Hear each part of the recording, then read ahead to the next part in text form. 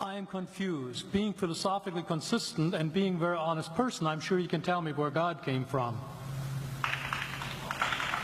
And in addition, once you've told me where God comes from, please try to clarify how you can figure that a spiritual force can have an impact on a material universe to create it. You got 5 minutes. Now, I just want to know which question. That's all right. You may take the rest of the minute. We're supposed to do one question at a time. Which one would you like? That was part of the format for the debate. So which question? I want you to fill in the story of the rest of the beginning of the universe. God, spiritual matter, impact on material matter. Okay. So 2 questions. All right. Go ahead.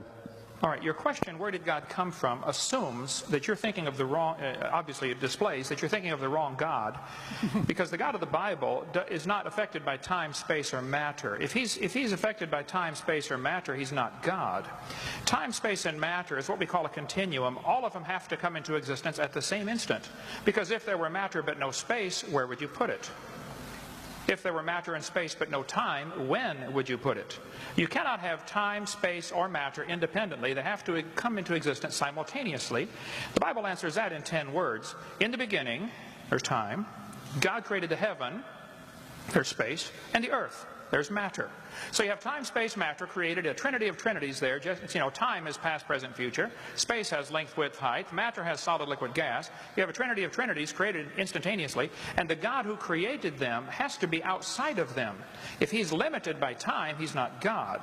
The guy who created this computer is not in the computer. He's not running around in there changing the numbers on the screen, okay? The God who created this universe is outside of the universe. He's above it, beyond it, in it, through it. He's unaffected by it. So the concept that a spiritual force cannot have any effect on a material body, well then I guess you'd have to explain to me things like emotions and love and hatred and envy and jealousy and rationality. I mean, if your brain is just a random collection of chemicals that form by chance over billions of years, how on earth can you trust your own reasoning processes and the thoughts that you think? Okay, so your question, where did God come from, is assuming a limited God. And that's your problem. The God that I worship is not limited by time, space, or matter. If I could fit the infinite God in my 3-pound brain, he would not be worth worshiping, that's for certain. So that's the God that I worship. Thank you.